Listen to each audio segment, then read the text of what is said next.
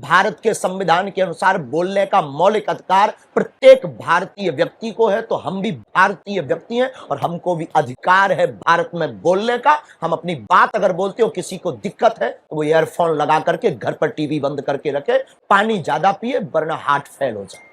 ये हमारा डिस्क्लेमर रहता है। और इस वीडियो के लिए मैं एक एडिशनल डिस्क्लेमर भी देना चाहता हूँ कि मैंने पिछले 10 साल में जितनी वीडियोस बनाई हैं, ये वीडियो बाय फार उनमें से सबसे लंबी होने वाली है। क्यों बे? क्यों? क्योंकि जब मुझे पता चला कि अभी मोदी जी का बर्थडे था और वो 75 इयर्स के हो गए हैं, तो मैंने उन्हें बताया कि मोदी जी मैं आपको बर्थडे पे कोई गिफ्ट देना चाहता हूँ। मैं एक ऐसा इंसान हूँ जो जन्मदिन मनाता भी नहीं। फिर भी मैंने ये तो डिसाइड कर लिया था कि गिफ्ट तो मैं दे के रहूंगा, पर मुझे ये समझ नहीं आ रहा था कि मोदी जी को आखिर मैं क्या दे सकता हूँ, उनकी लाइफ में क्या ही कमी होगी। मेरे भी जीवन में कोई कहेगा क्या कमी है, तो अच्छे विपक्ष का अभाव ही मैं कमी महसूस करता हूँ।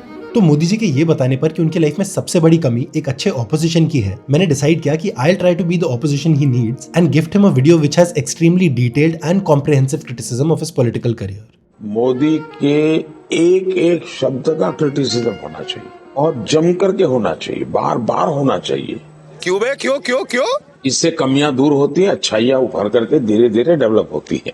और इसीलिए मैं मोदी जी को कॉन्स्टेंटली अपनी वीडियोस के थ्रू क्रिटिसाइज करता रहता हूँ, ताकि वो अपनी कमियों को दूर करके अच्छाइयों को डेवलप कर पाए। You're right. और इसलिए मेरी हर वीडियो पब्लिश होने के बाद विदाउट फेल मोदी जी ने मेरे डीएम्स में स्लाइड इन करके मुझे हमेशा याद दिलाया है कि आप जो मेरी आलोचना करते हैं वो मेरे लिए बहुत बड़ा खजाना है, वो मेरे लिए गोल्ड माइन है। इसलिए मैंने इस वीडियो में कंपाइल किए हैं मोदी जी के 75 गोल्ड माइंड मोमेंट्स। और होपफुली ये वीडियो देखने के बाद आप मोदी जी की रियलिटी अच्छी तरीके से जान जाएंगे और आपको असली मोदी के दर्शन होंगे। मेरा उनका दर्शन हुआ, मैं धन्य हो गई। दर्शन हुआ, उनका दर्शन हुआ। और ट्रूएस्ट सेंस में मोदी जी के दर्शन करने का टाइम आ चुका है, क्योंकि पिछले 11 साल से कंप्लीट मीडिया कंट्रोल के थ्रू मोदी जी की एक बहुत ही केयरफुली क्राफ्टेड इमेज हमारे सामने पेश की गई है। तो मुझे देश के सामने आपको बेनकाब करना बहुत जरूरी है।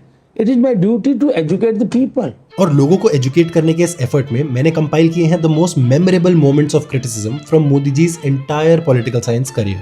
कोशिश मैंने भारी की, मैंने काफी समय लगाया इसमें। तो चलिए स्टार्ट करते हैं ये epic countdown with a moment that will always be the most memorable to me, because Canada में दी गई मोदी जी की ये 2015 की speech literally change my life, specially this part जहां वो क्रांति लाने की बात करते हैं। ऊर्जा क्रांति करनी है हिंदुस्तान में, और इसलिए nuclear energy, solar energy, wind energy,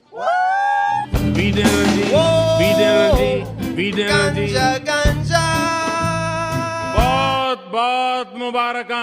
तो ये 16 सेकंड की meme video was the first ever political video I created and uploaded, और उसके बाद मैं कभी नहीं रुका। तो यही तो मेरा काम है। तो विंड को मिस प्रोनाउंस करके मेरी लाइफ में डिसेंट की एनर्जी भर देने के लिए I really want to thank आदरणीय प्रधानमंत्री श्री नरेंद्र मोदी जी। तो चलिए चलते हैं गोल्ड माइंड मोमेंट नंबर 2 की तरफ, which has 2 more epic slips of tongue by आदरणीय मोदी जी। कि बेटी बचाओ बेटी पढ़ाओ अभियान, ये क्या बोले मैं समझा नहीं। कि बेटी बचाओ बेटी पढ़ाओ, मतलब स्पीच में की गई कुछ ऐसी गलतियां जो अगर राहुल गांधी ने करी होती तो एनसीईआरटी की बुक्स में आज उसके चैप्टर छप गए होते। I believe that investigating in a girl child lifts up the entire family. ये क्या बोले मैं समझा नहीं। Investigating in a girl child. और इसे कहते हैं Freudian slip ultra pro max, which takes us to moment number 3, the Snoopgate scandal of Amit Shah and Modi ji. Cobra post और गुलेल.com इन 2 खोजी वेबसाइटों ने पर्दाफाश किया है कि गुजरात की बीजेपी सरकार ने एक महिला की जासूसी की है। मतलब गुजरात के सीएम रहते मोदी जी पर एक जवान लड़की को स्टॉक करने के एलिगेशंस लगे थे, और ये एलिगेशंस लगाए थे गुजरात के एक बहुत ही हाई रैंकिंग आईएएस ऑफिसर ने। मैं उस वक्त डीएम भुज था, तो स्टेज के ऊपर इनको पहली बार मुख्यमंत्री से इंट्रोड्यूस करा गया। इस दिन को हिल गार्डन का इनॉग्रेशन था। तब तक इस लड़की को मेरे में इतना कॉन्फिडेंस था कि हर बात बताती थी। जब इसने मुझे कुछ एसएमएस दिखाए, बिल्कुल फ्रिवलस एसएमएस थे, मतलब मुख्यमंत्री के पास ऐसे एसएमएस भेजने का टाइम भी होगा ये भी कोई सोच नहीं सकता है। और इस स्नूपगेट की न्यूज सबसे पहले विद एविडेंस तब बाहर आई जब गुजरात में चल रहे फेक एनकाउंटर केसेस में एक हाई रैंकिंग पुलिस ऑफिसर पकड़ा गया, और उस केस के इन्वेस्टिगेशन के दौरान कुछ ऑडियो टेप सामने आई जो खुद इस पुलिस ऑफिसर ने रिकॉर्ड करी थी, जहां तब के गुजरात होम मिनिस्टर अमित शाह इस पुलिस ऑफिसर से उस लड़की पर चल रही जासूसी की मिनट की खबर ले रहे हैं। The Gujarat police apparatus used its sweeping powers to rigorously monitor every private moment, every personal conversation. Strict orders were given to closely observe and profile all those who met her. Shah was particularly interested in knowing the men that Madhuri was meeting. Shah even wanted to know who Madhuri was dating or planning to get engaged to. In tapes में record हुई कई घंटों की conversations में अमित शाह बार बार एक साहिब का नाम लेते हैं, जिनके कहने पे इस लड़की की लाइफ की छोटी से छोटी मूवमेंट को ट्रैक किया जा रहा था। Listening to the conversations, it appears that as far as the people involved in the operation were concerned, there was no confusion as to who this Sahib was. On Snowcake, my question to you is, you have worked with Amit Shah for a very long time. Do you believe the voices that of Amit Shah? जो छोकरो जो आओ ना जी जी जी जी sir को ध्यान दे बिल्कुल बिल्कुल तो શું સાહેબ ને માહિતી તો મળે જ છે પછી આપણો બધું છિદ્રો દેખાય जी जी sir Can you identify that voice as his voice in the tapes? Supreme court इस बात को देख रही है, सुप्रीम कोर्ट देख रही है। What is your view? स्नोकेट में आप सुप्रीम कोर्ट चले जाइए, पहले उसको इस दर मत लाइए, बोल दिया मैं। और आपका काम ये नहीं है इस प्रकार से मुझे फंसाना है, इसके लिए आपको इंटरव्यू नहीं देते। ये तरीका ठीक नहीं है, ये तरीका ठीक नहीं है। एंड देन सरप्राइजिंगली और rather not so surprisingly, Modi ji अकेले इंसान नहीं थे जो अपनी डिफेंस में बाहर है। खुद स्टॉक की गई लड़की के फादर ने एक स्टेटमेंट देते हुए कहा कि उन्होंने खुद मोदी जी को अपनी बेटी पर नजर रखने के लिए कहा था फॉर सिक्योरिटी रीजंस, और वो भी कोई रिटर्न एप्लीकेशन या ऑफिशियल मींस के थ्रू नहीं, बल्कि सीएम मोदी को एक बार ओरली कहा था। तो मेरे हिसाब से इसके दो ही मतलब हो सकते हैं, या तो वो मोदी जी के बेस्टी थे और या तो उस लड़की के फादर मोदी और शाह की पावर से डरे हुए थे। पूरा ही डरा हुआ महकमा है गुजरात में, and I can stay this on oath. ये जो गुड गवर्नेंस की जो बातें हैं बिल्कुल गलत बातें हैं। There is no good governance, there is governance of fear, डर की गवर्नेंस है। It is one of the most vicious environment in the country. अब मोदी जी के गुजरात मॉडल का सबसे विशियस रूप तो 2002 के एंटी मुस्लिम वायलेंस में देखने को मिला था, जहां पर 3 दिनों में 1000 से 2000 भारतीय मुसलमानों को मौत के घाट उतार दिया गया था। गुजरात के एक सीनियर पुलिस ऑफिसर और एक सीनियर एक्स बीजेपी मिनिस्टर ने इस वायलेंस में मोदी जी का डायरेक्ट इन्वॉल्वमेंट होने के आरोप लगाए थे, पर 2022 में सुप्रीम कोर्ट ने एसआईटी का जजमेंट अपहोल्ड करते हुए मोदी जी को क्लीन चिट दे दी, ये कहते हुए कि उनके अगेंस्ट कुछ क्लियर एविडेंस नहीं मिला। और मुझे बहुत अच्छा लग रहा है कि आज जिन लोगों ने भी मोदी जी पर आरोप लगाए थे, अगर उनकी अंतरात्मा है तो उन्होंने मोदी जी की और भारतीय जनता पार्टी की क्षमा मांगनी चाहिए। अनफॉर्चुनेटली इस पूरे केस का सबसे मेमोरेबल मोमेंट तब सामने आया था जब एक स्टिंग ऑपरेशन में विश्व हिंदू परिषद, बजरंग दल और बीजेपी यानी संघ परिवार के डिफरेंट मेंबर्स ने न ही सिर्फ वायलेंस में अपना रोल बताया, बल्कि मोदी जी का रोल भी क्लियरली स्टेट किया था और हाईली अप्रिशिएट भी किया था। जो गुजरात में नरेंद्र भाई ने किया वो कोई नहीं कर सकता। जो उन्होंने किया है ना, किसी मुख्यमंत्री ने नहीं किया होगा। जो 20-25 साल से हमारी नजरों में जो लोग थे उनको चुन चुन के मारा है।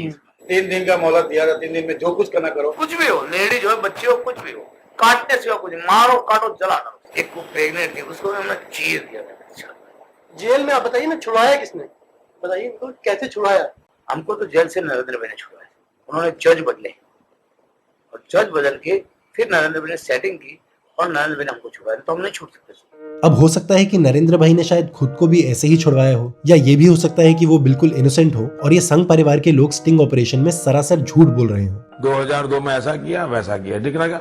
तो मुझे लगता है कांग्रेस के दिमाग में मुस्लिम वोट बैंक है। मीडिया के भी जो हमारे सेकुलर फौज है, कुछ लोगों को उसी बातों को लेकर के विदेशों से पैसे मिलते हैं।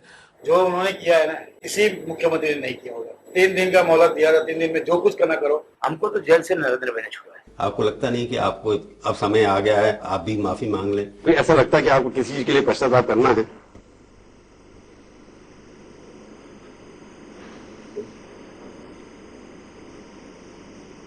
नहीं जवाब देंगे आप? पर ऐसा नहीं है कि मोदी जी ने माफी मांगने वाले सवाल का कभी जवाब नहीं दिया। He had told the nation to never forgive him. अगर पाप किया है तो माफी मांग करके माफ करने का तरीका क्या है? माफ मोदी को करना ही नहीं चाहिए, कतई नहीं करना चाहिए। छोटी सी भी गुनाह या गलती ध्यान में आती है, चौराहे पर फांसी देनी चाहिए। ये क्या बोले मैं समझा नहीं। चौराहे पर खड़े रख करके मोदी को फांसी देनी चाहिए। तो अगर आपको ये डायलॉग थोड़ा सुना सुना लग रहा है तो वो इसलिए है क्योंकि यही चौराहे पे खड़ा करके सजा देने वाली लाइन मोदी जी ने डिमोनेटाइजेशन के डिजास्टर को डिफेंड करते हुए भी यूज की थी। मैंने सिर्फ देश से 50 दिन मांगे हैं, 50 दिन। अगर 30 दिसंबर के बाद कोई मेरी कमी रह जाए कोई मेरी गलती निकल जाए, कोई मेरा गलत इरादा निकल जाए, आप जिस चौराहे में मुझे खड़ा करेंगे, मैं खड़ा होकर के देश जो सजा करेगा वो सजा भुगतने के लिए तैयार हूं। चौराहे पर फांसी देनी चाहिए। अब मोदी जी हमेशा ये सऊदी स्टाइल ऑफ जस्टिस यानी चौराहे पे सजा देने वाली अनाउंसमेंट कर तो देते हैं, पर उसके बाद अपनी गलती मानने से ही बिल्कुल इनकार कर देते हैं। नोटबंदी के बाद यूपी का चुनाव हमारे विरोधी नोटबंदी के मुद्दे पर लड़े थे और यूपी की जनता ने उनको ऐसे मुंह की थप्पड़ मारी है कि नोटबंदी का नाम नहीं लेते। सर, आपने कहा कि ब्लैक मनी पर बहुत बड़ा अंकुश लगा, फिर लोग इस चुनाव को देखते हैं, इनकम टैक्स डिपार्टमेंट की ईडी को रेड देखते हैं और तमाम जगह पे ब्लैक मनी रिकवर हो रही है। कहते हैं मोदी जी ने तो कहा था कि ब्लैक मनी खत्म हो जाएगा, फिर ये सब पैसा कहाँ से आ रहा है? मैं बताता हूँ। डीमोनेटाइजेशन में जो 500 और 1000 की करेंसी बैन की गई थी, उसमें से 99.3% बैन करेंसी बैंक पे वापस आ गई थी। मतलब मोदी जी ने 86% of cash and economy ban करने के बाद भी मैक्सिमम टू मैक्सिमम सिर्फ 0.7% ब्लैक मनी साफ किया। हर कोई हंसते हुए चेहरे बोल रहा है, नहीं मोदी जी ने अच्छा किया, अच्छा किया। फिर किसी दोस्त को फोन करता है, यार कोई रास्ता है? फिर वो कहता है, यार मोदी जी है, सारे रास्ते बंद कर दिए। तो मोदी जी ने ब्लैक मनी के सारे रास्ते बंद करने की जगह एक्चुअली अकाउंटेबिलिटी के सारे रास्ते बंद कर दिए थे। और इसीलिए जहां नोटबंदी की अपनी पहली अनाउंसमेंट में उन्होंने 78% ब्लैक मनी की बात की थी और 22% फेक नोट्स की, वहीं अपनी 20 दिन बाद वाली स्पीच में मोदी जी ने पूरा फोकस ब्लैक मनी से हटाकर डिजिटल पेमेंट्स पे कर दिया था। और इसीलिए उनकी बातों का 73% फोकस इस बार कैशलेस पेमेंट्स पे था। If you wanted to digitize, if you wanted people to use less cash, you could have asked them nicely. You didn't have to shock the system and kill civilians in order to get people to start using Paytm. नहीं मोदी जी ने अच्छा किया, अच्छा किया। पर मोदी जी ने सबसे अच्छा तो एक्चुअली ये किया कि देश को 50 दिन का गाजर पकड़ा के ये मुद्दा हमारे देश की कलेक्टिव मेमोरी से ही वाइप आउट करवा दिया। मोदी जी आपको शर्म नहीं आती?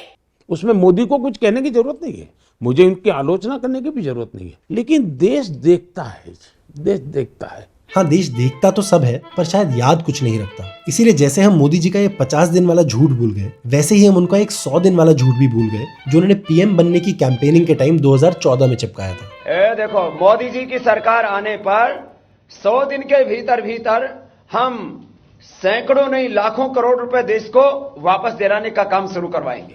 हजारों करोड़ रुपए स्विस बैंक में चले गए, गरीब के पेट में से लूट करके विदेशों में बैंकों में जमा किया हुआ है। हम सरकार में आते ही एक टास्क फोर्स बनाएंगे, कानूनों में संशोधन करने की जरूरत होगी तो संशोधन करेंगे, नए कानून बनाने की आवश्यकता होगी तो नए कानून बनाएंगे, एक एक पाई हम वापस लाएंगे। मैं पाई वापस लाऊंगा, एक एक पाई लाई जाएगी और ये जो पैसे वापस आएंगे, जो लोग ईमानदारी से देश को टैक्स देते हैं उनको इनाम के रूप में वापस देंगे। एक एक गरीब आदमी को मुफ्त में 15-20 लाख रुपए भी मिल जाएगा।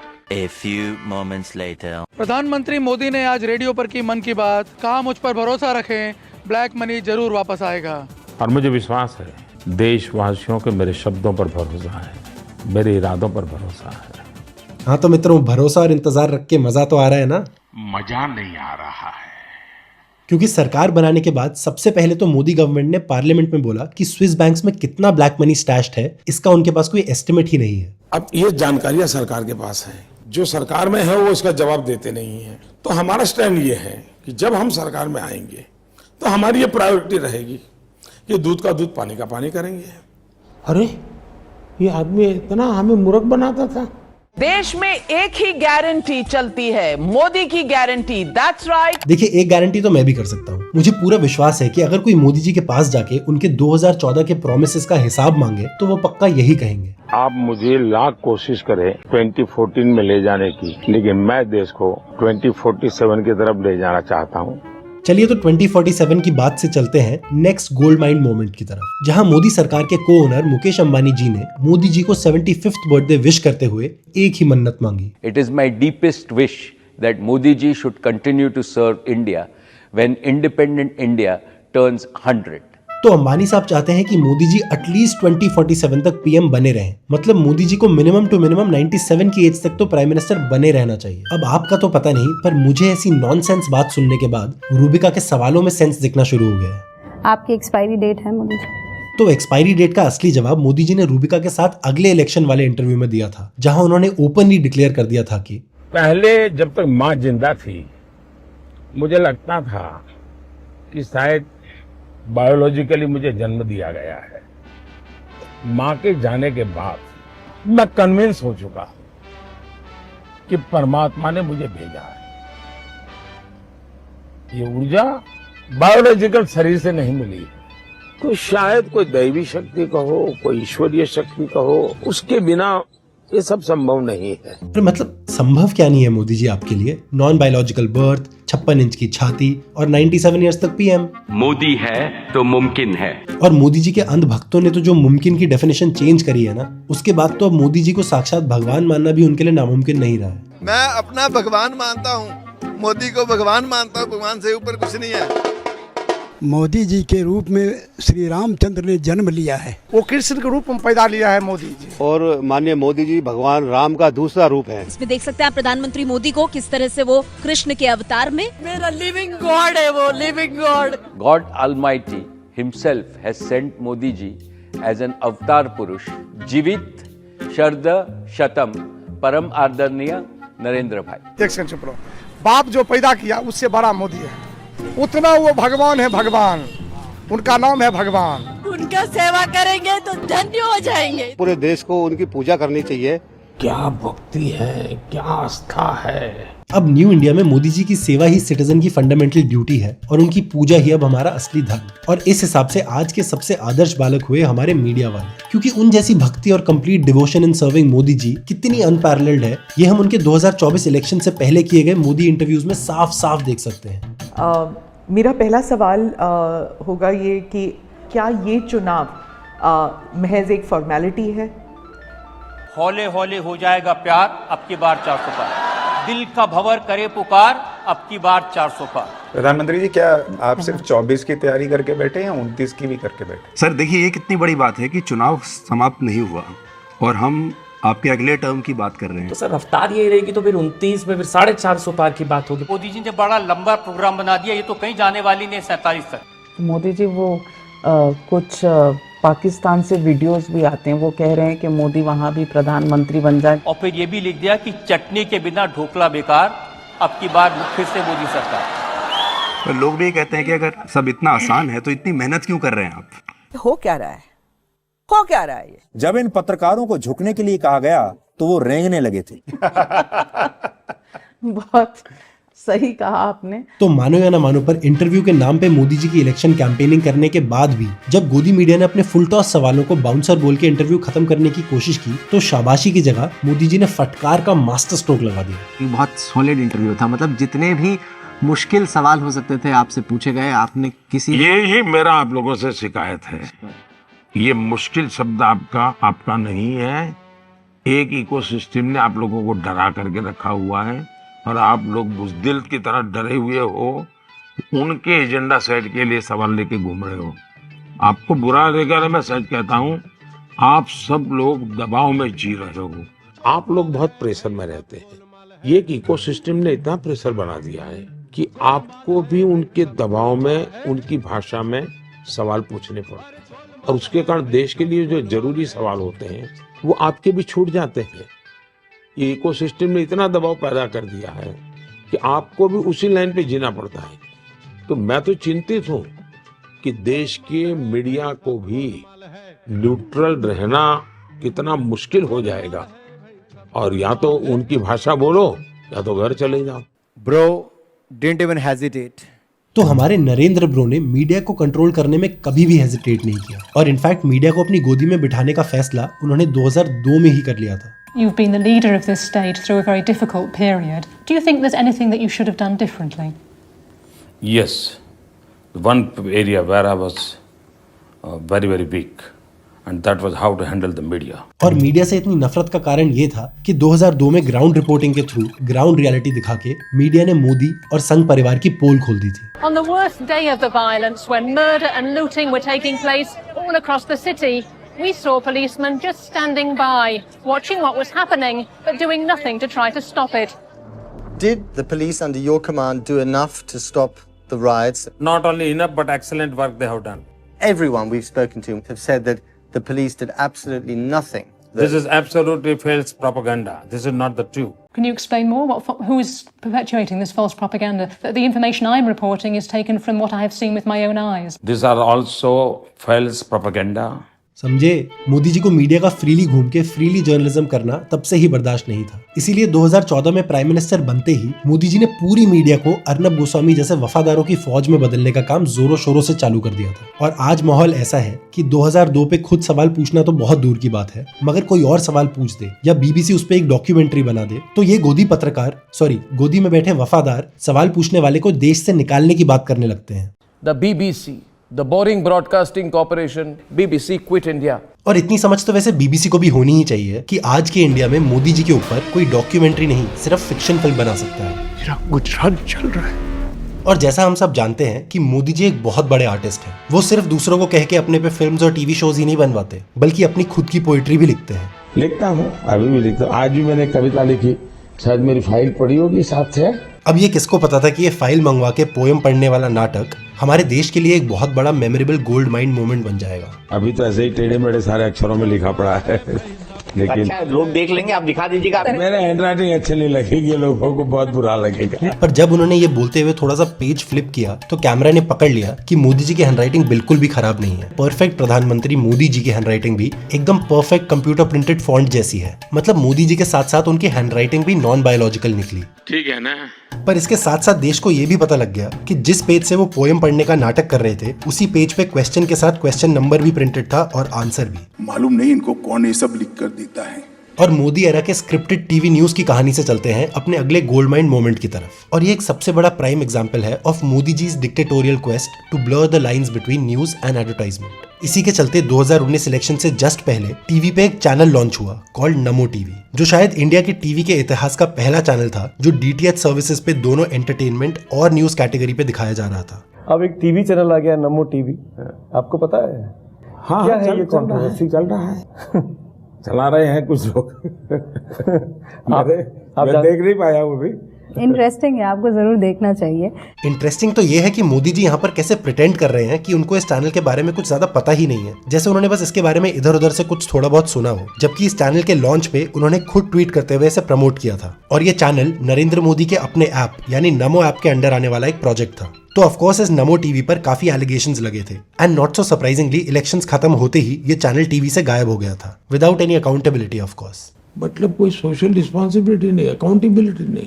पर मैं कभी ये समझ नहीं पाया कि इस चैनल की अलग से जरूरत क्या थी, जबकि टीवी न्यूज पर आजकल हर चैनल नमो टीवी जैसा ही ऑपरेट करता है। एलेक्सा से किसी ने पूछा, बोला एलेक्सा प्ले साजन जी घर आए, और एलेक्सा बोलती है कि आएंगे तो मोदी जी। पर एक जगह जहां हम श्योर पीएम मोदी कभी नहीं आएंगे वो है एक प्रेस कॉन्फ्रेंस पे। मैंने कितनी प्रेस कॉन्फ्रेंस की। इंडिपेंडेंट इंडिया के इतिहास में मोदी जी वो अकेले प्राइम मिनिस्टर हैं जिन्होंने आज तक एक भी प्रेस कॉन्फ्रेंस नहीं की। पिछले 11 सालों में मोदी जी ने सिर्फ एक बार 2019 में हम सबको टीज करने के लिए एक प्रेस कॉन्फ्रेंस में एक कुर्सी तो ली थी, पर सवाल एक भी नहीं लिया था। प्रधानमंत्री जी देश पूछना चाहता है। मैंने जवाब दे दिया ना, हर चीज का जवाब प्रधानमंत्री जी ने देना जरूरी नहीं है। हिंदुस्तान के प्रधानमंत्री चुप बैठे हो। और पहले जो पत्रकार प्रेस कॉन्फ्रेंसेस में जाके प्राइम मिनिस्टर को अकाउंटेबल ठहराते हुए क्वेश्चंस उठाते थे, आज वही वफादार प्राइम मिनिस्टर के 11 सालों में एक भी प्रेस कॉन्फ्रेंस ना करने के फैसले को बेशर्मी से डिफेंड करते नजर आते हैं। मेरा प्रश्न है कि एक प्रेस कॉन्फ्रेंस में कितने पत्रकार होते हैं? 50, 60, ज्यादा से ज्यादा 100? क्या सभी सवाल पूछ पाते हैं? जवाब है नहीं। लेकिन जिन 220 से ज्यादा 225 से ज्यादा पत्रकारों को पीएम मोदी का ने इंटरव्यू दिया है, उन सभी पत्रकारों ने उनसे सवाल पूछे हैं। जेन जी जनरेशन आपसे पूछना चाहती है, आपका कोई बेस्ट फ्रेंड है? नरेंद्र मोदी का कोई बेस्ट फ्रेंड है? BFF, best friend for ever. मतलब क्या मतलब होता आपका है? कोई खास दोस्त है जिसके साथ आप दिल की बात करते हैं? कभी कोई खुशी जैसे मिले तो सबसे पहले किसको बताने का मन करता है? आपका बेस्ट फ्रेंड फॉर लाइफ कौन है? BFF। स्क्रिप्ट राइटर लगता है एक ही है। हर वो सवाल हुए हैं जिनके जवाब देश की जनता के साथ साथ शायद खुद विपक्ष भी जानना चाहता होगा। नहीं, मुझे नहीं लगता कि देश का ऑपोजिशन मोदी जी के BFF के बारे में जानना चाहता है। क्यों बे? क्यों क्यों क्यों? क्योंकि देश का ऑपोजिशन तो मोदी और उनके BFF के रिश्तों पर अक्सर सवाल उठाता रहता है और एलिगेशंस लगाता रहता है कि अदानी जी का जो नेटवर्थ है 2014 से लेकर 2022 तक ये $8 बिलियन से $140 बिलियन कैसे हो गया? कैसे हुआ? इनका हिंदुस्तान के प्रधानमंत्री के साथ क्या रिश्ता है और कैसा नहीं है? ये देखिए रिश्ता, ये देख लीजिए प्लीज। अब ये मोदी अडानी का रिश्ता तो थोड़ा खास ही मालूम होता है। अब जैसे ये देखिए, 2008 में जब गुजरात के सीएम मोदी ने आरएसएस पर अपनी लिखी बुक का एक लॉन्च इवेंट किया था, तो ऑडियंस में अपने दोस्त को सपोर्ट करने के लिए कौन बैठा था? See, Prime Minister Modi ji has provided a visionary and an inspirational leadership to India. अच्छा, मोदी जी पर अक्सर एलिगेशंस लगते हैं of providing massive amounts of land to Adani for dirt cheap prices, changing rules and regulations as per Adani's business interests, giving away large number of airport and other infrastructure projects to him. And just how Adani ends up getting international projects from countries just a few days after PM Modi's visits to the respective countries will always remain a well-known mystery. The rest, as they say, is a history. यानी देश का नुकसान करो और खुद का और नेता का फायदा। Congratulations! और मोदी जी की एक बात तो बहुत ही खास है कि चाहे वो दिन में 26 घंटे काम में बिजी रहते हो, पर जब बात फैमिली टाइप BFFs की आती है तो वो सारा इंपॉर्टेंट काम छोड़ के अपनी फैमिली के हर फंक्शन पे पहुंच के परिवार की सारी रिस्पॉन्सिबिलिटीज भी निभाते हैं। And now, with your blessings and good wishes, let us begin the most pious ceremony of Shubh Vivah. और मोदी जी की एक्स्ट्रा करिकुलर एक्टिविटीज यही नहीं रुकती। जब भी अंबानी परिवार के किसी भी वेंचर का इनॉग्रेशन हो तो फीता काटने के लिए मोदी जी झट से प्रकट हो जाते हैं। पर ऐसी नजदीकी देख के अगर कोई कॉन्फ्लिक्ट ऑफ इंटरेस्ट का सवाल उठा दे तो ऑफ कोर्स गलती नेहरू की बताते हैं। नेहरू जी को गालियां पड़ती थी, बिरला टाटा की सरकार, बिरला टाटा की सरकार, टाटा बिरला सरकार, टाटा बिरला सरकार, ये नेहरू जी लगातार सुनते आए थे। अब इस परिवार के प्रॉब्लम ये है कि जो गाली मेरे नाना को पड़ी वो मोदी को पड़नी चाहिए। तो मोदी जी का कहना है कि जो भी एलिगेशंस नेहरू जी पे लगते थे वो जबरदस्ती मोदी जी पे भी चिपका दिए जाते हैं ताकि उनको बेफालतू में नेहरू से इक्वेट कर दिया जाए। पर देखा जाए तो नेहरू से खुद को इक्वेट करने की रेस में मोदी जी हमेशा सबसे आगे रहते हैं, whether it's allegations of a corruption racket और हिज स्टाइल ऑफ जैकेट। अब तक आपने नेहरू जैकेट के बारे में सुना होगा, लेकिन अब मोदी जैकेट का खुमार लोगों के सिर चढ़कर बोल रहा है। हमारे आदरणीय प्रधानमंत्री श्री नरेंद्र मोदी जी ने नेहरू जी से सिर्फ उनकी जैकेट का ही स्टाइल कॉपी नहीं किया, बल्कि नेहरू जी ने जो खुद को टाइटल दिया था उसको भी कॉपी कर लिया। यहाँ पे कुछ नेहरू का लिखा हुआ है कि लोग मुझे भारत का प्रधानमंत्री कहते हैं, लेकिन यह अधिक उचित होता यदि वे मुझे भारत का प्रथम सेवक समझते। ऐसी कोई बात आजकल तो नहीं कर रहा है। मैं आपके बीच प्रधानमंत्री के रूप में नहीं, प्रधान सेवक के रूप में उपस्थित हूँ। और बात यहाँ भी खत्म नहीं होती। एकदम नेहरू जी जैसी इमेज बिल्ड करने के लिए मोदी जी बच्चों से भी स्पेशल लगाव रखने का प्रोपेगेंडा जमकर चलाते हैं। बस ये एक अलग बात है कि बच्चों के साथ वो थोड़ा अजीब सा पेश आते हैं।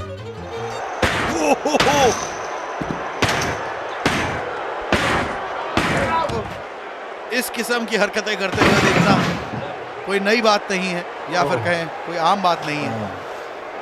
हे भगवान, फिर से नहीं। तो नेहरू जी की सेकंड कॉपी बनने के लिए मोदी जी ने स्ट्रगल तो काफी किया है, पर कॉपी करने की जल्दबाजी में शायद मोदी जी ने नेहरू जी का साइंटिफिक टेम्पर कॉपी करने की जगह सूडो साइंटिफिक टेम्पर कॉपी कर लिया है। क्यों बे, क्यों क्यों क्यों? आप खुद ही सुनिए। This is what Modi ji said at the inauguration ceremony of a Reliance hospital and research centre. कि महाभारत का कहना है कि कर्ण मां की गोद से पैदा नहीं हुआ था। इसका मतलब यह हुआ कि उस समय जीनेटिक साइंस मौजूद था, तभी तो कर्ण मां की गोद के बिना उसका जन्म हुआ होगा। हम गणेश जी की पूजा करते हैं, कोई तो प्लास्टिक सर्जन होगा उस जमाने में जिसने मनुष्य के शरीर पर हाथी का सर रख करके प्लास्टिक सर्जरी की प्रारंभ किया होगा। और इसीलिए तो मोदी जी की गवर्नमेंट में एजुकेशन मिनिस्टर डार्विन की थ्योरी ऑफ एवोल्यूशन को गलत बता के शायद मोदी जी से इंस्पायर होके एक non biological theory of evolution को प्रमोट करते हैं। आज तक किसी भी व्यक्ति ने न कहानी में न मौखिक ने लिख करके बताया कि वो जंगल में कहीं गया था, किसी शहर में गया था, उसने किसी बंदर को आज भी बनते हुए देखा हो, ये कहीं पर नहीं देखा गया।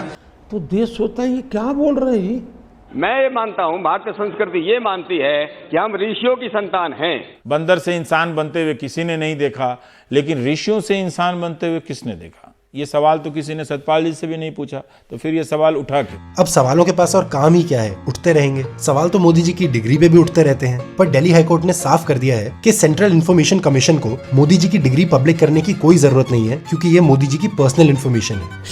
पर यह मुद्दा तब उठा था जब ऑपोजिशन लीडर्स ने ये एलिगेशंस लगाए थे कि प्रधानमंत्री जी की जो डिग्रियां हैं वो फर्जी है, सच नहीं है। पर मुझे ये समझ नहीं आया कि जब अमित शाह ने प्रेस कॉन्फ्रेंस करके मोदी जी की ओपन स्कूल से मिली डिग्रीज दिखा दी थी, तो अब हाई कोर्ट ने उसे पब्लिक करने से क्यों रोक दिया है। और इस सवाल का जवाब पाना शायद उतना ही मुश्किल है जितना मुश्किल ये एक्सेप्ट करना है कि मोदी जी शायद देश में वो पहले और अकेले इंसान है जिन्होंने masters in entire political science achieve किया है। Oh my God! तो क्या बोलेंगे सर? मैं पूछूंगा ऐसा कैसे हुआ? पर मोदी जी तो मोदी जी हैं, कुछ भी कर सकते हैं। तो अब सुनिए उनसे ही उनके यूनिक रीडिंग हैबिट्स का राज। बट आई एम टोल्ड आपको बहुत पढ़ने की आदत है। दूसरा क्या होता है, मेरा फोटोजेनिक है। मैं जब कागज आता है तो यूं मैं ऐसे नहीं पढ़ता, पूरा पेज ऐसे, और मैं ऐसे रख देता हूँ। अच्छा, बोले ऐसा होता है। और मेरी रिसर्च में भी मुझे जो मोदी जी के रीडिंग विजुअल्स मिले वो कंफर्म करते हैं कि बंदे की पर पेज रीडिंग स्पीड उनके फेंकने की स्पीड से भी ज्यादा है। और कभी कभी तो मोदी जी पूरी एक बुक एक फ्लिप में खत्म कर देते हैं, और वो भी स्टार्ट टू एंड नहीं बल्कि एंड टू स्टार्ट। मोदी है तो मुमकिन है। मेरे हिसाब से अगर मोदी जी पॉलिटिक्स में नहीं होते तो उनको डेफिनेटली एक फिल्म मेकर होना चाहिए था, या कम से कम एक सोशल मीडिया कंटेंट क्रिएटर, क्योंकि कैमरा की अहमियत मोदी जी से बेहतर कोई नहीं समझता। आखिर सरेआम नरेंद्र मोदी को एसपीजी कमांडो को डांटने की जरूरत क्यों पड़ी? इसके लिए आपको चंद सेकंड पीछे जाना पड़ेगा। प्रधानमंत्री को जेटली ने फूलों का गुलदस्ता भेंट किया, लेकिन तभी टीवी कैमरों के सामने एसपीजी के जवान आ गए। उन्होंने मोदी के हाथों से गुलदस्ता ले लिया। प्रधानमंत्री इस पर नाराज हो गए और उन्होंने एसपीजी से तत्काल कैमरों के सामने से हटने को कहा। अब इस highly unfortunate camera blocking incident के बाद मोदी जी की सिक्योरिटी को ऐसी टाइट ट्रेनिंग मिली है कि अब वो जब भी कैमरा देखते हैं तो खुद ही फ्रेम का अंदाजा लगाकर फ्रेम से बाहर भाग जाते हैं। पर मोदी जी के एक्स्ट्रॉर्डिनरी कैमरा स्किल्स का सबसे अद्भुत गोल्ड माइन मोमेंट तब हुआ जब एक बार उन्होंने प्लेन में चढ़ने से पहले सी ऑफ करने आए लोगों से नमस्ते भी नहीं करा जब तक वो कैमरा के फ्रेम में सही पोजीशन में नहीं आए। तो कैमरा और फ्रेमिंग के टुवर्ड्स मोदी जी की डेडिकेशन देख के बड़े से बड़ा कंटेंट क्रिएटर भी यही कहता है कि शुक्र मनाओ गाइस कि ये कंटेंट क्रिएटर नहीं है, क्योंकि अगर ये होते तो हम सबकी दुकानें बंद हो जाती। पर मोदी जी ने अपना 56 इंच का दिल दिखाते हुए कंटेंट क्रिएटर्स की दुकानें बंद करने की जगह देश का पहला नेशनल क्रिएटर्स अवार्ड ऑर्गेनाइज किया। और ये बस एक कोइंसिडेंस था that this happened just before the 2024 elections. क्योंकि मुझे भरोसा है मुझसे ज्यादा मेरे लिए आप मरते हैं। वो मोदी की गारंटी नहीं है, 140 करोड़ देशवासियों की गारंटी है।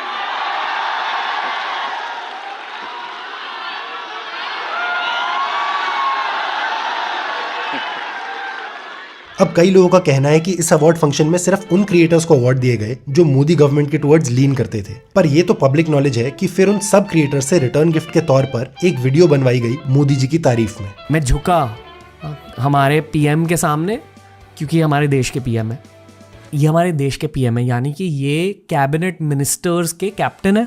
उस कैप्टन का मुकाम पाने के लिए एक इंसान के अंदर बहुत अदरवर्ल्डली एनर्जी की ज़रूरत होती है, अदरवर्ल्डली दिमाग की ज़रूरत होती है, और इन सारी चीज़ों को आप महसूस कर पाते हो उनके आसपास। बहुत इंटेंस एनर्जी है, बीट एनर्जी।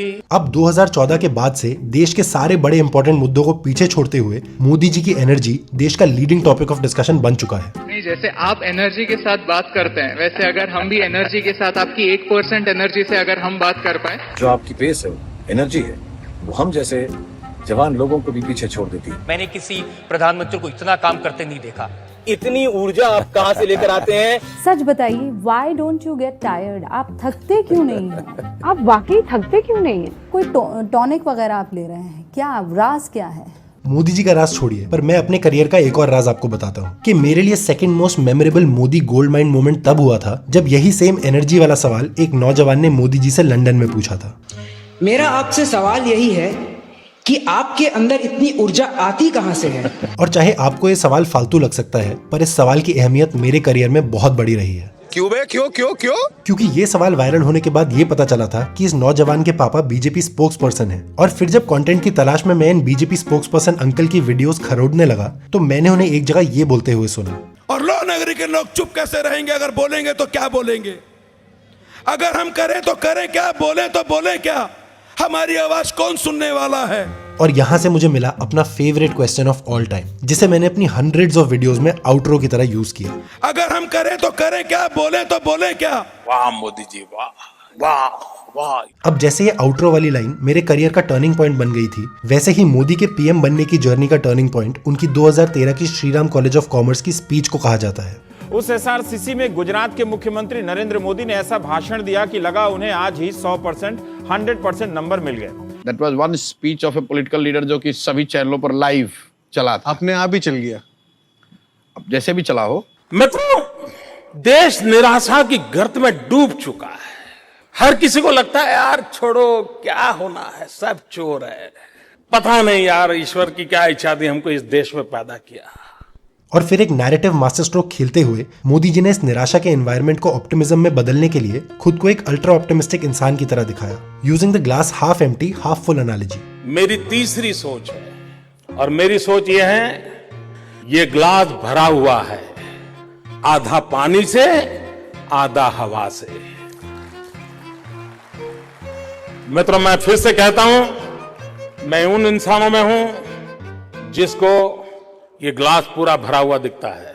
इस स्पीच में मोदी जी ने खुद को साइंटिफिक टेम्परामेंट वाला इंसान बताने के लिए एक स्टोरी भी सुनाई थी और ऐसा लगता है कि यूथ को सुनाने के लिए ये मोदी जी की फेवरेट स्टोरी है, क्योंकि यही स्टोरी उन्होंने 11 साल बाद नेशनल क्रिएटर अवार्ड्स पे भी सुनाई थी। एक बार मैं ताइवान गया था।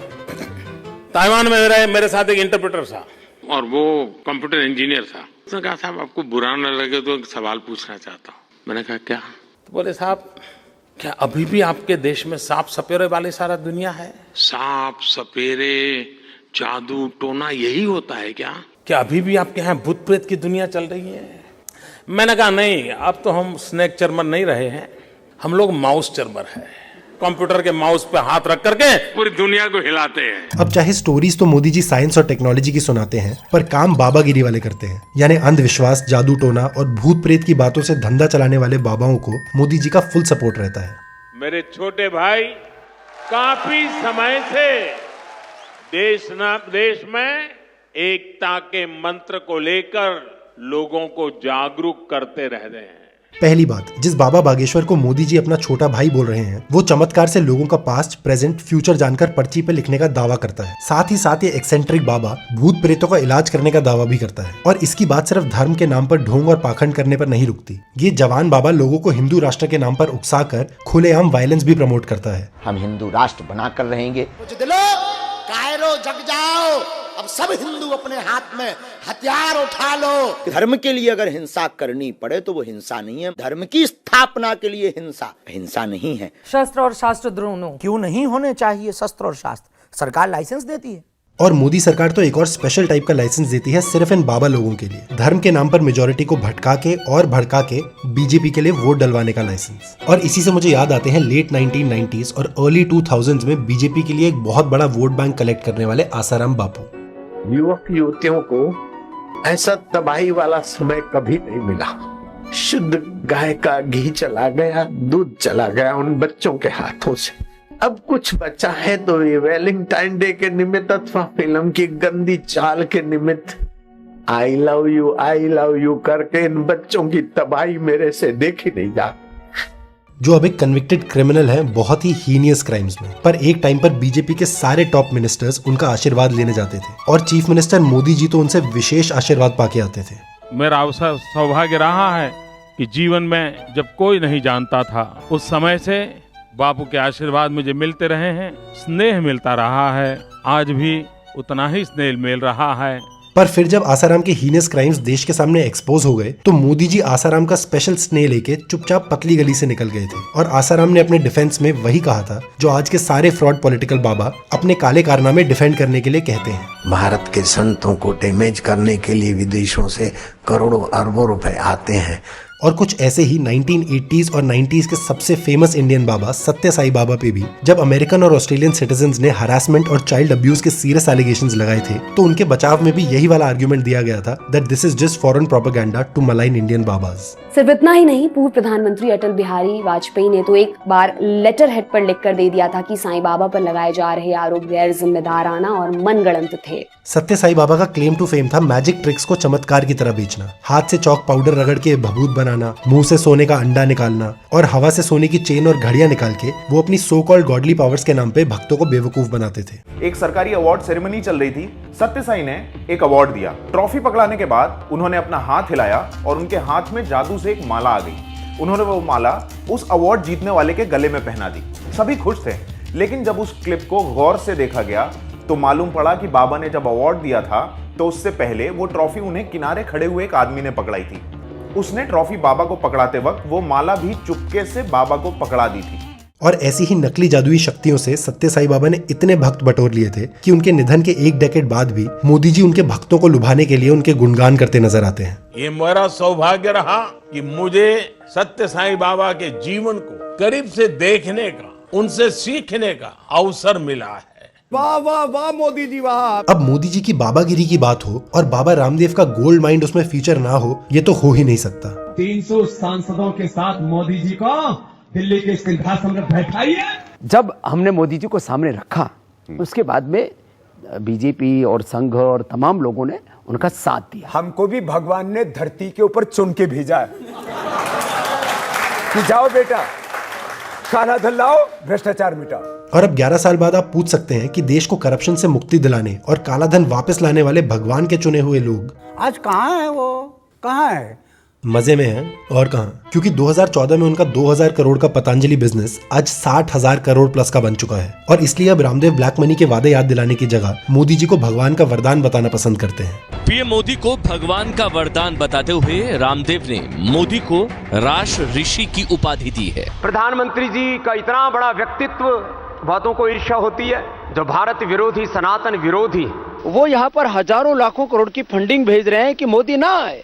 मोदी जी जैसे संत आदमी को अटैक करने वाली ये वही फॉरेन पावर्स होंगी जिन्होंने आसाराम, सत्य साई और रामदेव बाबा जैसे संतों को भी अटैक किया था। पता है ना आप सबको? शायद आपको याद होगा कि रामदेव ने कोरोना काल में कोरोनिल नाम की एक दवाई को कोविड का प्रिवेंशन और क्योर दोनों, यानी कोरोनिल को कोविड की वैक्सीन और दवाई दोनों बता के बेचा था। अब कॉमन सेंस यूज करके इसको सरासर झूठ और अनसाइंटिफिक फ्रॉड बोलने वाले फॉरेन एजेंट्स ही तो रहे होंगे। और जब रामदेव और पतंजलि को सुप्रीम कोर्ट ने मिसलीडिंग एडवर्टाइजमेंट्स और मॉडर्न मेडिकल साइंस के खिलाफ झूठ और भ्रम फैलाने के लिए फटकार लगाई थी, तो जज भी तो कॉन्स्टिट्यूशन के नहीं बल्कि फॉरेन पावर्स के दबाव में रहे होंगे। और वो जर्नलिस्ट जिन्होंने रामदेव की शेल कंपनीज के नेटवर्क को एक्सपोज करते हुए उनके मैसिव लैंड एक्विजिशंस और ब्लैक मनी के धंधे को उजागर किया था, वो तो पक्का फॉरेन फंडेड मीडिया थी। और इसीलिए रामदेव को इन फॉरेन कंस्पिरेसी से बचाते हुए मोदी गवर्नमेंट ने आज तक उनके अगेंस्ट कोई एक्शन नहीं लिया। बस गवर्नमेंट की इतनी बहुत बड़ी मदद और मेहरबानी हमारे ऊपर कि ये हमारे काम में बाधा नहीं डाल रहे, हमें उठा करके जेल में नहीं ठोक रहे, और जेल में ठोके तो हम इनको ठोक दें, इनकी ऐसी तैसी। और इसी से चलते हैं मोदी जी के नेक्स्ट गोल्ड माइन मोमेंट पर, जहां उनका 2014 से पहले रुपये की वैल्यू गिरने पे तब का गुस्सा अब कॉमिकल लगता है। मैं शासन में बैठा हूं, मुझे मालूम है इस प्रकार से रुपया इतनी तेजी से गिर नहीं सकता। और रुपया आज अस्पताल में जीवन और मृत्यु के बीच खड़ा हुआ, और एक बार रुपया गिरता चला जा रहा हो तो दुनिया की आर्थिक शक्तियां इसका भरपूर फायदा उठाती है। मैंने कहा हिपोक्रेसी की भी सीमा होती है। जैसे मोदी जी के लिए पूरी दुनिया एक परिवार है जिसमें कोई सीमाएं मैटर नहीं करती, वैसे ही उनके लिए हिपोक्रेसी है जिसकी कोई सीमा नहीं है। इसलिए 2014 से पहले पीएम की इलेक्शन कैंपेनिंग करते हुए हर साल करोड़ों एम्प्लॉयमेंट जनरेट करने का वादा करके मोदी जी ने सिर्फ बीजेपी आईटी सेल के लिए एम्प्लॉयमेंट जनरेट की है, और देश में बचे बाकी यूथ को मोदी जी ने ट्रोल कर दिया है। देश में जो बेरोजगारों की संख्या है उसमें 83% नौजवान हैं। मतलब जिनके पास नौकरी थी वो वर्कफोर्स में पहले ही आ चुके थे, लेकिन नई नौकरियां नहीं बन रही हैं हमारे युवकों के लिए। भाइयों बहनों, कहां जाएगा ये मेरा नौजवान, कहां जाएगा ये गरीब मां का बेटा, कहां जाएगा? कोई ऑटो रिक्शा चलाएगा, कोई पकौड़े की दुकान करेगा, कोई चाय की दुकान करेगा। अगर आपके जीटीवी स्टूडियो के बाहर कोई पकौड़े बेचता है, उस व्यक्ति को आप रोजगार मानोगे कि नहीं मानोगे? नहीं। अब पकोड़े तलने को उतना ही रोजगार माना जाना चाहिए जितना झूठ बोलने को गुड गवर्नेंस माना जाता है। कि हाल ही में सीएसडीएस की एक डिटेल्ड रिपोर्ट आई है जो साफ दिखाती है कि 60% से ज्यादा सर्वे किए गए लोग ये बताते हैं कि बेरोजगारी और महंगाई उनके लिए सबसे बड़ा मुद्दा है। पर 2014 के बाद के इलेक्शंस में ना अनएम्प्लॉयमेंट मोदी जी के लिए कोई मुद्दा रहा, और ना मीडिया ने मोदी के अलावा किसी चीज को मुद्दा बनने दिया। चुनाव मोदी वर्सेस मोदी हो गए हैं। वोट तो सिर्फ मोदी जी को जा रहा है क्योंकि मोदी जी की गारंटी है। मैंने देखा हर जगह आप जिम्मेदारी लेकर खड़े हो जाते हैं कि मोदी के नाम पर वोट देना है। उत्तर से दक्षिण तक, पूरब से पश्चिम तक एक नैरेटिव है मोदी जी, और वो है नरेंद्र मोदी। मोदी ही मुद्दा है और कोई मुद्दा नहीं है। ये मुद्दा रहित चुनाव है, मुद्दा है ही नहीं, और मुद्दा सिर्फ एक ही है, वो है Modi. Be very nice, keep smiling and say Modi, Modi, Modi. अब I am sure Modi ji एक दिन जरूर आके ये बताएंगे कि इंडिया के यूथ ने खुद को ही अनएम्प्लॉयमेंट फ्री घोषित कर दिया है, एकदम वैसे ही जैसे उन्होंने 2019 में रूरल इंडिया को जबरदस्ती ओपन डेफिकेशन फ्री घोषित करवा दिया था। साथियों, आज ग्रामीण भारत ने, वहाँ के लोगों ने खुद को खुले में शौच से मुक्त घोषित किया है। आज हमारी सफलता से दुनिया चकित है। अब दुनिया तो सरप्राइज्ड होगी ही, क्योंकि इस अनाउंसमेंट के 3 साल बाद भी WHO की रिपोर्ट बताती है कि 17% रूरल पॉपुलेशन ऑफ इंडिया अभी भी खुले में शौच करती है और 25% के पास प्रॉपर सैनिटेशन फैसिलिटीज भी अवेलेबल नहीं है। और इसलिए प्रधानमंत्री जी जैसे व्यक्ति ने ऐसा बयान देने के साथ कुछ हकीकतें देनी चाहिए और मीडिया ने उनसे हकीकतें मांगनी चाहिए, लेकिन मीडिया में वो साहस तो है नहीं। अब मेन स्ट्रीम मीडिया से सवाल, फैक्ट चेक या किसी भी तरह की अकाउंटेबिलिटी की चिंता ना हो तो इंसान पीएम बनने के बाद कुछ भी गप्पे हाँक के देश को झूठे सपनों की नींद में सुलाए रख सकता है। 2022 में किसान की आय दोगुना करने के लिए एक के बाद एक कदमों को उठाए। अगर मोदी कहता है तो जांच पड़ताल करके देश को बताना चाहिए मोदी झूठ बोलता है, डबल नहीं कर रहा है। उधर किसानों की आय दुगनी तो नहीं, लेकिन उल्टा 30 किसान हर दिन आसपास मारे जाते हैं। अब ऐसा ही 2022 तक कंप्लीट होने वाला एक और प्रॉमिस मोदी जी आज 2025 तक भी दूर दूर तक पूरा नहीं कर पाए हैं। 2022 तक हिंदुस्तान के एक भी परिवार ऐसा नहीं होगा जिसके पास अपना पक्का घर नहीं होगा। जनता को मूर्ख बनाने की फैशन हो गई है, इसलिए वो कुछ भी बोलते रहते हैं। और एक्चुअली मोदी गवर्नमेंट और कई बीजेपी स्टेट गवर्नमेंट्स इससे बिल्कुल उलट काम कर रही हैं, जहां वो लोगों के बने बनाए घरों को बुलडोज करने की डिस्ट्रक्टिव स्ट्रैटेजी को सेलिब्रेट कर रही हैं। विधानसभा में वोट दिया, लोकसभा में वोट दिया, एमसीडी में वोट दिया। बीजेपी को कोई गलत कहता था सबसे पहले आगे खड़े होकर विरोध किया, अब बिल्कुल नहीं। ऐसे बर्बाद करा चोरों के जैसे, रात के 3 बजे डेमोलेशन करा। सुबह कोर्ट में सुनवाई थी। मैं शौक रह गया कि सरकार को इतनी जल्दी क्या थी कि 2000 से ज्यादा फोर्स लगाकर इतनी जल्दी में डेमोलेशन कर दिया गया। बीजेपी धोखेबाज है, अमीरों की पार्टी है, अडानी की पार्टी है, अंबानी की पार्टी है, गरीबों की पार्टी नहीं है। मोदी जी, आपको शर्म नहीं आती? देखिए, मोदी जी के मन में देश के गरीबों के लिए प्यार तो बहुत है और ये बात साफ हो जाएगी देश में बढ़ती इनकम इनइक्वालिटी पे दिए उनके आंसर से। अंतर्राष्ट्रीय अर्थशास्त्रियों की एक रिपोर्ट आई कि भारत की इकोनॉमिक ग्रोथ इस वक्त के शेप्ड है, कि ऊपर लोग अमीर हो रहे हैं और नीचे लोग गरीब हो रहे हैं। आप इसको कैसे देखते हैं, जो इनकम इनइक्वालिटी का विषय? तो क्या सबके सब गरीब होने चाहिए? नहीं, सबके सब गरीब होने चाहिए। एक तो एक उपाय ये है कि भाई कोई डिफरेंस ही नहीं रहेगा, बिल्कुल सब तो माने भाई। राहुल ने सर जो ये अमीरी गरीबी की बात की, कौन राहुल? हमारे वाले राहुल। तो वो आपके वाले नहीं है। आज सर फॉर्म में एकदम। हाँ सर, एकदम फॉर्म में। फॉर्म में तो सर देखिए रहेंगे ही, जब उनको बिना काउंटर क्वेश्चन कुछ भी बोलने का लाइसेंस मिला हुआ है। इसका एक और प्राइम एग्जांपल ये देखिए, जहां मोदी जी अपने बारे में एक कहानी के 2 वर्जन सुनाते हैं और मीडिया उसे गुरु का प्रवचन समझकर सुनता रहता है। मैं 35 साल तक भिक्षा मांग करके खाया हूँ। करीब 40 साल मैंने भिक्षा मांग करके खाया है। 35 साल तक, 40 साल, इनमें से एक तो झूठ है। इसलिए मुझे लगा कि ये मिस्ट्री मैं ही सॉल्व कर देता हूँ कि मोदी जी ने आखिर कितने साल भिक्षा मांगी। तो इसके लिए सबसे पहले ये कंफर्म करते हैं कि मोदी जी ने आखिर अपना घर कब छोड़ा था। वैसे तो मैंने 17 साल की आयु में घर छोड़ दिया। ओके, तो मोदी जी ने 17 साल की उम्र में घर छोड़ा था, मतलब 1967 में, और फिर वो 2001 में गुजरात के चीफ मिनिस्टर बन गए थे। तो 1967 से 2001 के बीच में होते हैं 34 साल, मतलब 35 और 40 साल वाले दोनों क्लेम तो डेफिनेटली झूठे हैं। प्लस ये कैसी भिक्षा मांगने वाली फकीरी थी जहां मोदी जी इसी पीरियड में दबा दबा के फॉरेन ट्रिप्स मार रहे थे।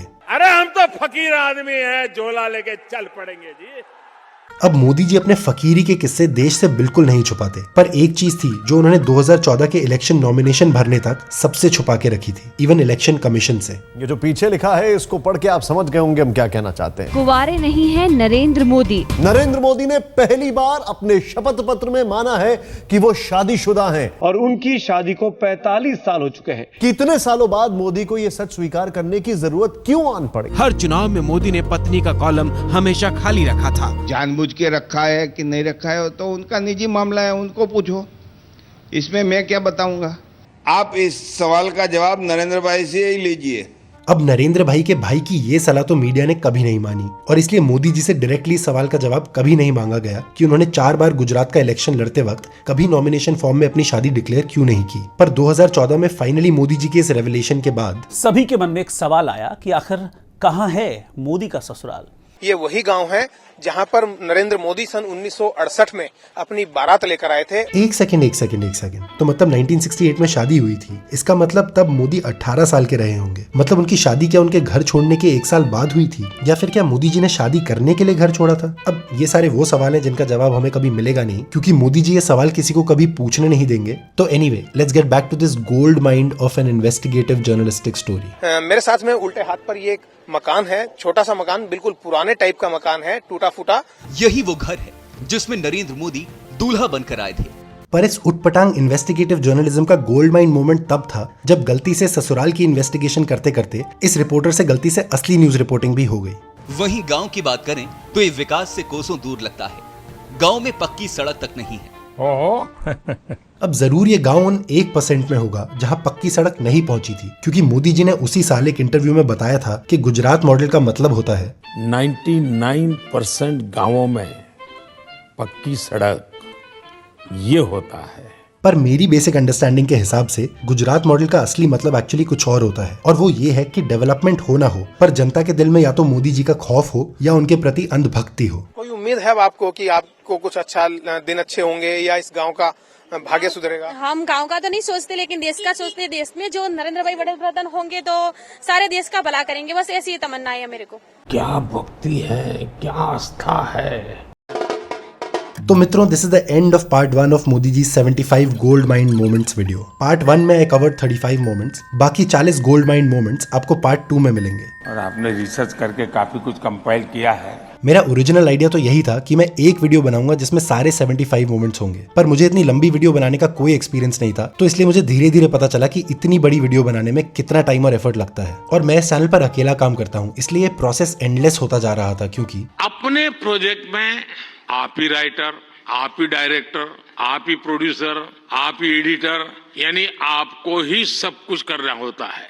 और अगर आप ये वीडियो देखते देखते यहाँ तक पहुंच गए हैं, then I'm sure you must have also realized that this takes a lot of time, energy, effort. So I'm grateful for your time.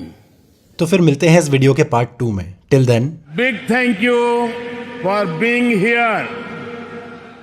मित्रों, भाइयों और बहनों, अगर आपको ये वीडियो पसंद आया हो, ये वीडियो आपको अच्छा लगा हो, तो आप शेयर करें, आप लाइक करें, आगे बढ़ाएं, तो इससे एंगेजमेंट बढ़ती है। नमस्कार।